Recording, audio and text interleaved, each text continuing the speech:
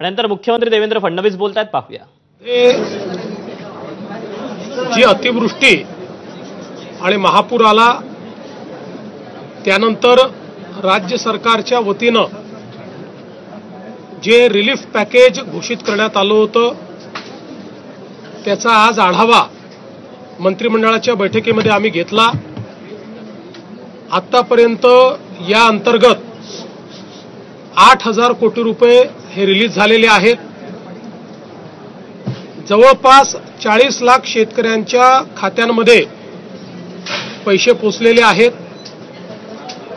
आज मंत्रिमंडळाच्या बैठकीत अजून 11,000 कोटी रुपये रिलीज करण्याला मान्यता देण्यात आली. कारण हे बजेटमधले पैसे नसल्यामुळे याला विशेष बाब म्हणून मान्यता देण्यात आली. आता हेही पैसे पुढच्या 15 दिवसामध्ये शेतकऱ्यांच्या खात्यापर्यंत पोहोचवण्याचे आदेश आम्ही दिलेले आहेत. आत्ता जो काही निधी गेलेला आहे हा वेगवेगळ्या जिल्ह्यांमध्ये वेगवेगळ्या पद्धतीने गेलेला आहे. काही ठिकाणी तो पार्शल गेलेला आहे. याचं कारण आम्ही एक निर्णय घेतला होता की जशा याद्या येतील तशी मान्यता द्यायची, सगळ्या याद्यांकरता थांबायचं नाही. त्यामुळे कोणी हे कन्फ्युजन ठेवण्याचं कारण नाही की आम्हाला तर जे काही एनडीआरएफचे पैसे होते ते मिळाले पण 10,000 मिळाले नाहीत, आम्हाला 10,000 मिळाले पण 3 हेक्टरचे मिळाले नाहीत. ज्यांना 2 हेक्टरचे पैसे मिळाले आता त्यांच्या खात्यात 3ऱ्या हेक्टरचे पैसेही आपण टाकतोय जर ते 3 हेक्टरवाले असतील तर. त्यामुळे माझा अंदाज असा आहे की पुढच्या 15 ते 20 दिवसांमध्ये पूर्णपणे शेतकऱ्यांच्या खात्यामध्ये हे पैसे जातील. 90% आम्ही शेतकरी हे पुढच्या 15 ते 20 दिवसात कव्हर करायचा प्रयत्न करू. 10% तरी देखील लागतील, कारण काहींच्या अकाउंट्समध्ये प्रॉब्लेम आहेत, काहींच्या रेकॉर्ड्समध्ये प्रॉब्लेम आहेत, काही ठिकाणी मल्टिपल होल्डिंग आहे, तेही सॉल्व्ह करण्याचा प्रयत्न चाललेला आहे. आता याच्यामध्ये निधीची कुठलीही कमतरता उरलेली नाही. फक्त आपण एक समजून घेतलं पाहिजे की याची प्रोसेस आहे. त्या प्रोसेसमध्ये 2 वेळा याद्या व्हॅलिडेट कराव्या लागतात. कारण जसं कोणी पात्र सुटू नये तसंच कोणी अपात्र किंवा जो एलिजिबल नाही त्याच्या खात्यामध्ये पैसे जाऊ नये याकरता याच्यात मोठ्या प्रमाणात आपल्याला त्याचं रिव्हॅलिडेशन करावं लागतं. एक सुदैवाने ॲग्रीस्टॅकचा डेटा असल्यामुळे ॲग्रीस्टॅकचे जे अकाउंट होल्डर आहेत या कोणाचंही आम्ही ई-केवायसी करत नाहीये. अन्यथा ई-केवायसीलाच 1 महिना लागला असता. फक्त एखाद्या केसमध्ये जिथे ॲग्रीस्टॅकमध्ये नाव नाही आणि एलिजिबिलिटी आहे त्यांचंच केवळ ई-केवायसी आपण करतोय. त्यांनाही आपण पहिले मदत देऊ, त्याच्यानंतर मग ई-केवायसी करू, असाही निर्णय आपण केलेला आहे. त्यामुळे पुन्हा एकदा सांगतो की जवळपास आपण त्या ठिकाणी जी थेट मदत आहे त्यापैकी 8,000 कोटी रिलीज केली आहे. 11,000 कोटी आज रिलीज आपण करतो आहोत आणि आता ती आपल्या शेतकऱ्यांच्या खात्यामध्ये जायला सुरुवात झालेली आहे. पॅकेज घाई करू नका, अजून थांबतो, ते पळून जात नाही. दुसरं असं आहे की आता मोठ्या प्रमाणात शेतमालाच्या खरेदीचा विषय आलेला आहे. याही संदर्भात आम्ही सगळीकडे आता रजिस्ट्रेशन सुरू करतो आहोत. रजिस्ट्रेशनचं कारण आपल्याला माहिती आहे. आपण ही पद्धत याकरता सुरू केली की पूर्वी जर रजिस्ट्रेशन केलं नाही तर व्यापारीच शेतकऱ्याचा माल विकत घेऊन कमी पैशाने विकत घ्यायचे आणि सरकारला जास्त पैशाने विकायचे. आणि म्हणून आता आपण शेतकऱ्यांचं रजिस्ट्रेशन घेतो आणि मग त्यांचा माल रजिस्ट्रेशन नंतर खरेदी करतो. तशा प्रकारचं रजिस्ट्रेशन आपण सुरू केलेलं आहे. शेतकऱ्यांना माझी विनंती आहे की शेतकऱ्यांनी रजिस्ट्रेशन करावं. व्यापारी जर हमी भावाप्रमाणे तुमचा माल खरेदी करत असेल तर जरूर व्यापाराला विका, पण हमी भावापेक्षा कमी भाव जर व्यापारी देत असतील तर रजिस्टर करून सरकारच्या खरेदी केंद्रावर आपला माल टाका. आपल्या खात्यामध्ये हमी भावाप्रमाणे आपल्याला पैसे मिळतील. तर या संदर्भातली सुरुवात देखील संपूर्ण राज्यामध्ये आपण केलेली आहे. यासोबत आज सोलापूर, तुळजापूर, धाराशिव ही जी आपली रेल्वे मार्ग आहे याच्या सुधारित आराखड्याला मान्यता देण्यात आलेली आहे. जवळपास 3,295 कोटीच्या आराखड्याला मान्यता दिली आहे. 50% पैसे यातले राज्य सरकार देणार आहे, 50% केंद्र सरकार देणार आहे. यामुळे मोठ्या प्रमाणात या ठिकाणी धाराशिव जिल्ह्याला तर फायदा होणारच आहे, पण आपल्याला माहिती आहे की जे काही धार्मिक पर्यटन आहे, रिलिजियस टुरिझम आहे, कारण तुळजापूर आणि पंढरपूर हे दोन्ही आपल्याकरता अत्यंत महत्त्वाचे सेंटर्स आहेत आणि त्या दृष्टीनं सोलापूर जिल्हाच एकूण अशा प्रकारे जोडला गेल्यामुळे त्याचा फायदा होणार आहे, यालाही आज मान्यता दिली आहे. आपल्याला कल्पना आहे की यापूर्वी आपल्या राज्यामध्ये आपण एक विजन 2047 बनवायला हातामध्ये घेतलं होतं.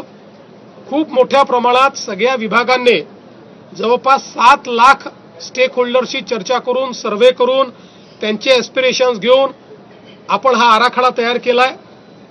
या आराखड्यामध्ये 2030 पर्यंतची उद्दिष्ट आहेत. 2035 जेव्हा महाराष्ट्र 75 वर्षाचा होईल तेव्हाची उद्दिष्ट आहेत आणि 2047 जेव्हा विकसित भारत आपण तयार करणार आहोत तेव्हाची उद्दिष्ट आणि त्याचा रोडमॅप आपण तयार केलाय. आज या विकसित महाराष्ट्र 2047 हे जे आपलं डॉक्युमेंट आहे, हा जो आपला प्लॅन आहे, याला मंत्रिमंडळाने मान्यता दिली आहे आणि आता लवकरच हा प्रकाशित केला जाईल. शेतकऱ्यांचे एकूण मदती पॅकेज जे जाहीर केलेलं आहे त्यात किती टक्के अंमलबजावणी झाली, इम्प्लिमेंटेशन झालं? असं आहे की जे थेट शेतकऱ्यांच्या खात्यात जाणार आहे ते जवळपास 21,000 कोटी रुपयाचं पॅकेज आहे. त्यापैकी मी सांगितलं 8,000 कोटी हे आम्ही ऑलरेडी रिलीज केलेले आहेत, 11,000 कोटी आज रिलीज करण्याकरता दिलेले आहेत आणि 1,500 कोटी रुपये स्वतंत्रपणे आम्ही रिलीज करतो. त्यामुळे ते पूर्ण जेवढं पॅकेज आहे ते सगळं रिलीज करतो. वसंतदादा शुगर इन्स्टिट्यूट चौकशी संदर्भात काही बातम्या येत आहेत, त्यामध्ये काही तथ्य आहे किंवा काय? मला असं वाटतं की काही लोक जाणीवपूर्वक या ठिकाणी आमच्यावर अन्याय होतोय, आम्हाला मारलं जात आहे, अशा प्रकारचा एक माहोल तयार करण्याचा प्रयत्न करतायत. काही लोक विनाकारण ज्याला आपण असं म्हणू शकतो की आम्ही शहीद होतो असं दाखवण्याचा प्रयत्न करतायत. त्या सगळ्यांना मी सांगू इच्छितो, वसंतदादा शुगर इन्स्टिट्यूटची कुठलीही चौकशी राज्य सरकारने सुरू केलेली नाही. या ठिकाणी ज्यावेळेस आपला गाळप हंगामाची बैठक झाली होती त्या बैठकीमध्ये वेगवेगळे जे पैसे आपण कापून घेतो त्याचा विनियोग नेमका काय होतो या संदर्भातली माहिती घेतली पाहिजे असं सर्व समक्ष ठरलं. त्यामध्ये आपण वसंतदादा शुगर इन्स्टिट्यूट करता वर्षानुवर्ष 1 रुपया हा कापून घेतो. त्यामुळे जसं इतरांनी त्या पैशाचं काय केलं याची माहिती मागितली तेवढीच माहिती साखर आयुक्तांनी ही वसंतदादा इन्स्टिट्यूटला मागितली आहे. त्या बैठकीत वसंतदादा इन्स्टिट्यूटचे पदाधिकारी पण होते, सगळे साखर कारखानदारही होते. सगळ्यांच्या समक्ष जे ठरलं तेवढीच माहिती मागितलेली आहे. त्यामुळे विनाकारण वसंतदादा इन्स्टिट्यूटची चौकशी चालू केली. आमच्याकडे तक्रार आली, गंभीर असेल तर आम्ही करूही, पण अशी कुठली तक्रारही आलेली नाही, त्याच्यामुळे चौकशी करण्याचा प्रश्नच उठत नाही. सहकार क्षेत्र संपवलं जाते भाजपकडून असा आरोप सुप्रिया सुळे यांनी म्हणूनच मी म्हटलं की बघा, काही लोकांना रोज खोटे डॉक्युमेंट दाखवण्याची सवय जडली आहे. आता आजच त्यांनी दाखवलेलं पॅन कार्ड हे खोटं निघालं. आता ते माफी मागणार आहेत का? त्यांनी जाहीर माफी मागितली पाहिजे. त्या संदर्भात तर आता म्हणजे ते पॅन कार्ड नेमकं काढलं कोणी याच्यावर आता FIR दर्ज होतोय. त्यामुळे रोज खोटे डॉक्युमेंट आपल्याच घरी तयार करायचे आणि प्रेस कॉन्फरन्स घ्यायची आणि आपणही दिवसभर ती चालवायची आणि आम्हाला प्रश्न विचारायचे. त्यांना प्रतिप्रश्न विचारा, आता काय ऍक्शन घ्यायची, त्यांच्याकडनं माफी मागायला लावा. खोटं डॉक्युमेंट महाराष्ट्राला दिल्याबद्दल ते माफी मागणार आहेत का? त्यांना मागायला लावा माफी.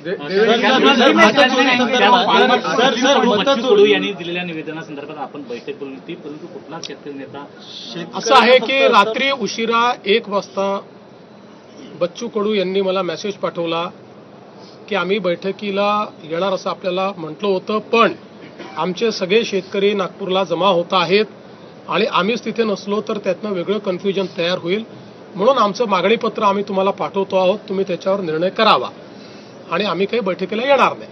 त्याच्यामुळे आम्ही ती बैठक रद्द केली. आता त्यांचं जे मागणीपत्र आलं आहे त्यातल्या ज्या गोष्टीवर सकारात्मक निर्णय करता येतील, ज्याच्यावर तातडीने निर्णय करता येतील ते निर्णय आम्ही करू. त्या संदर्भात विभागाला आम्ही सांगितलेलं आहे. सर, मतचोरी संदर्भामध्ये वारंवार केलं जात आहे. काल देखील आदित्य ठाकरे जसं राहुल गांधींनी पत्रकार परिषद घेऊन बोगस मतदान आहे तसं दाखवलं होतं, तसं आदित्य ठाकरेंनी दाखवलं. माझी अशी अपेक्षा होती की आदित्य ठाकरेंनी मी महाराष्ट्राचा पप्पू आहे असं प्रदर्शन हे करू नये अशी माझी अपेक्षा होती. कारण मला वाटत नाहीत की ते महाराष्ट्राचे पप्पू आहेत, मी काही त्यांना असं म्हणतही नाही. पण ज्या प्रकारे राहुल गांधींनी मोठी स्क्रीन लावून त्याच्यावर इकडून तिकडे येरझाऱ्या घालायच्या आणि खोदा पहाडावर चुहा भी नाही निकला अशा पद्धतीचं वक्तव्य करायचं, दुर्दैवाने तेच काल या ठिकाणी आदित्य ठाकरेंनी केलेलं आहे. माझी एवढीच अपेक्षा आहे, मी काय बोलणार नाही. त्याची उत्तरं इलेक्शन कमिशनने दिलेली आहेत. त्या संदर्भात इलेक्शन कमिशनने चॅलेंज देऊन ते कुठलाही त्या ठिकाणी योग्य पुरावा देऊ शकले नाहीत. त्याच्यामुळे माझी एवढीच अपेक्षा आहे की किमान तुम्ही राहुल गांधी बनू नका. याच मुद्द्यावरून 1 नोव्हेंबरला सर्वपक्षीय आंदोलन, त्याच्यावर मी कालच सांगितलंय कव्हर फायरिंग आहे. त्यांना माहिती आहे निवडणुका हरणार आहे म्हणून कव्हर फायरिंग करतात. देवेंद्र जी, जिस तरीके से आदित्य ठाकरे ने कल जो वर्ली में दिखाया और उसके बाद 1 नवंबर को मोर्चा ले जाने की तैयारी, इसको कैसे देखते? देखिए, मेरी अपेक्षा इतनी थी कि मैं आदित्य ठाकरे को थोड़ा बहुत जानता हूं, इसलिए मुझे अपेक्षा नहीं थी कि वो भी पप्पूगिरी करेंगे. उन्होंने भी राहुल गांधी जी की स्टाइल में बड़ी स्क्रीन लगाना और फिर हमने देखा राहुल गांधी जी इधर से उधर चल रहे, उधर से इधर चल रहे और जो बोला उसमें खोदा पहाड़ और निकला चूहा भी नहीं, ऐसा जो राहुल गांधी का प्रदर्शन था बस उसी का रेप्लिका यहां पर आदित्य ठाकरे इन्होंने किया है. और मैं ऐसा मानता हूं कि उनका कवर फायरिंग चल रहा है. उनको पता है जनता उनके साथ नहीं है, वो चुनाव में जीत नहीं सकते, इसलिए कवर फायरिंग कर रहे हैं कि हारने के बाद फिर यही वीडियो दिखाएंगे, देखिए हमने तो कहा था इसलिए हम हारे. ये एक प्रकार से लोकतंत्र का मजाक उड़ा रहे हैं. किसानों के मुद्दे पर राहत.